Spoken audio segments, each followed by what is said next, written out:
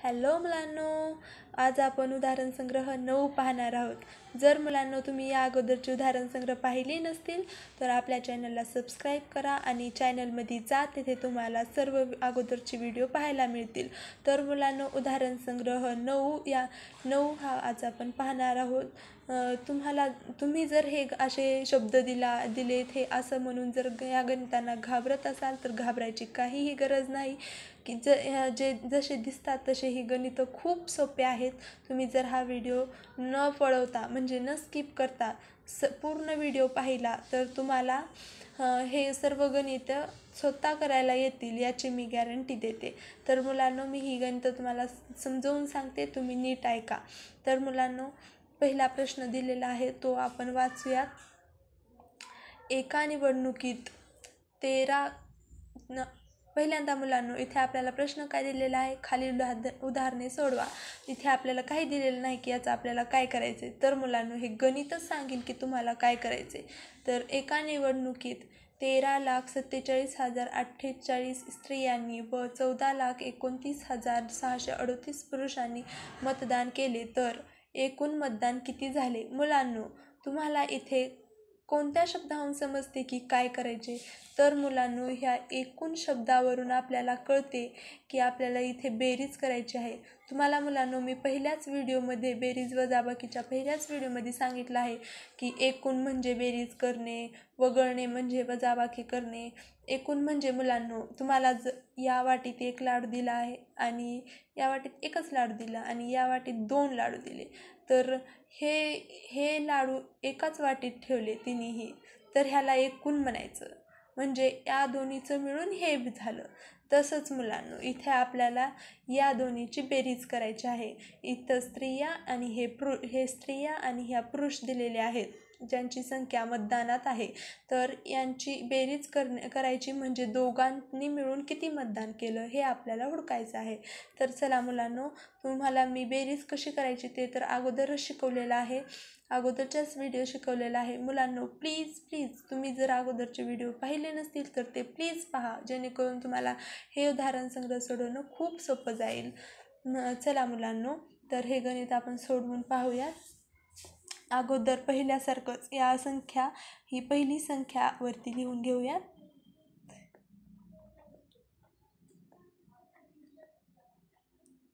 मुलांनो, मी तुम्हाला पहिल्यापासून सांगते की दुसरी संख्या लिहित असताना शेवटपासून इकडे लिहायची, म्हणजे शेवटचा अंक एकाखाली एक येईल।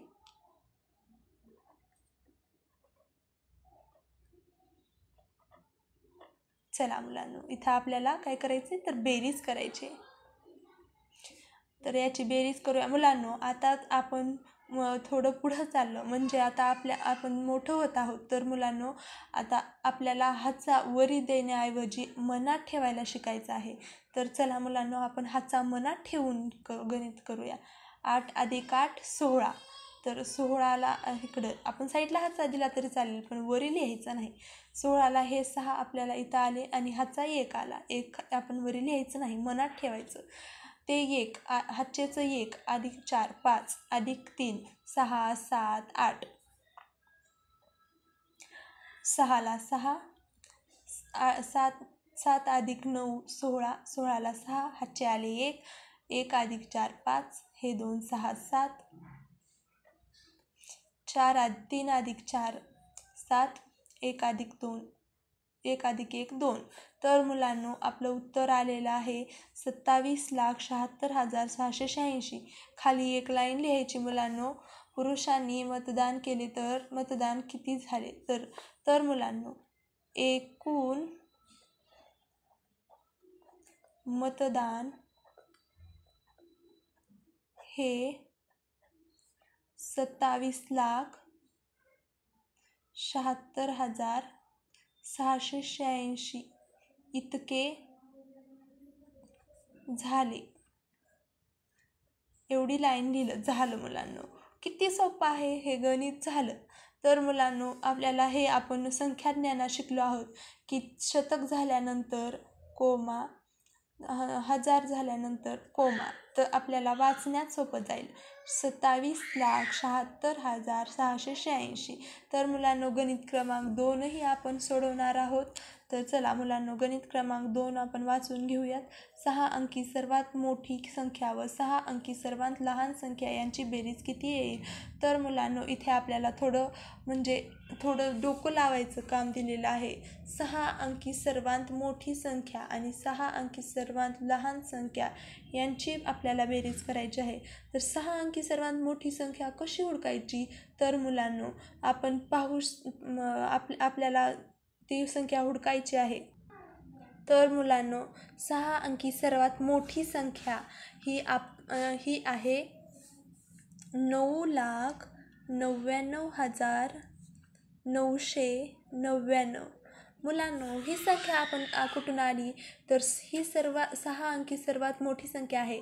तुम्ही पाहू शकता मुलांनो इथे जर आपण 10 लाख घेतले तर ही संख्या 7 अंकी होईल.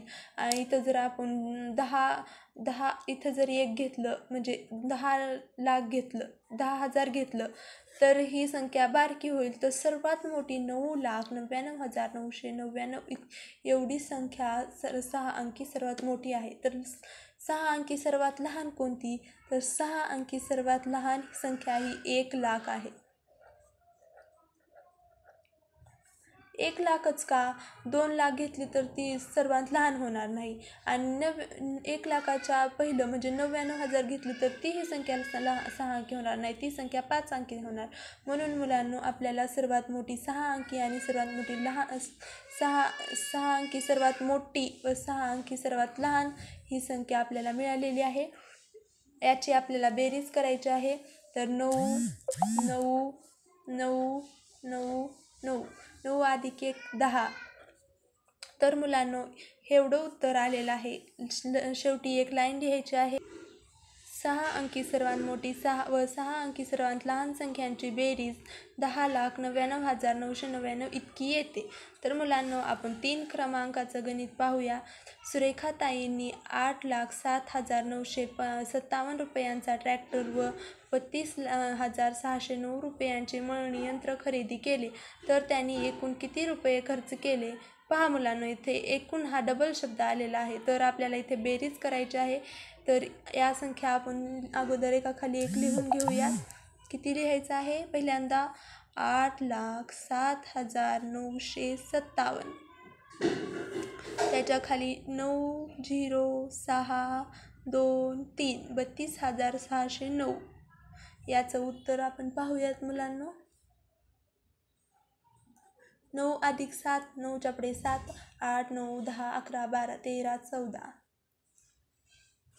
9 अधिक 7 10 11 12 13 14 15 16. 16ला 6 हातचे आले 1. 5 अधिक 1 6. 9 अधिक 6 15. 15ला 5 हातचे आले 1. 7 अधिक 1 8. 9 10ला 0 हातचा आला 1. 3 अधिक 1 4 8. मुलांनो मी इथे हातचे दिले आहेत कारण पटकन गणित व्हावं म्हणून. पण तुम्ही मुलांनो हातचे हे मनात ठेवूनच करायचं आहे. तर मुलांनो आपल्याला इथे एक लाईन लिहावी लागेल. सुरेखाताईंचा एकूण खर्च हा 84,566 इतका आलेला आहे.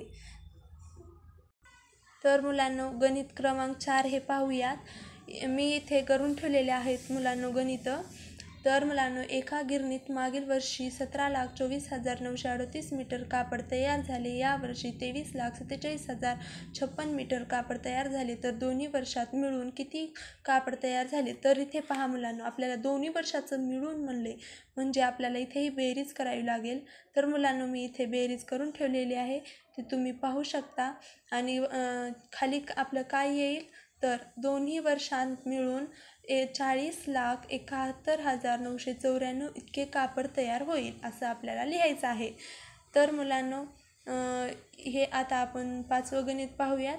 राज्य शासनाने शाळांना 34,62,940 रुपयांचे संगणक व 3,26,578 रुपयांचे दूरदर्शन संच दिले. तर शासनाने एकूण किती रुपयांचे साहित्य दिले. तर मुलांनो, इथंही आपल्याला एकूण शब्द आलेला आहे, म्हणजे आपल्याला इथे या दोन्हीची बेरीजच करायची आहे. तर इथे बेरीज केलेली आहे. मुलांनो, आपल्याला हे शेवटचं वाक्य कसं लिहायचं असतं तर मी तुम्हाला त्याबद्दल एकदा सांगते. तर मुलांनो, आपल्याला प्रश्न काय विचारला आहे, तर शासनाने एकूण किती रुपयांचे साहित्य दिले. तर मुलांनो, हे किती किती काढायचं आणि शासनाने एकूण एवढ्या रुपयांचे साहित्य दिले असं लिहायचं. तर मुलांनो, हे गणित जर तुम्हाला समजले असतील तर आपल्या व्हिडिओला लाईक करा, आपल्या चॅनलला सबस्क्राईब करा, शेअर करा, जेणेकरून तुम्हाला माझे पुढील उदाहरण संग्रहावरील व्हिडिओ तुम्हाला मिळतील. थँक्यू मुलांनो.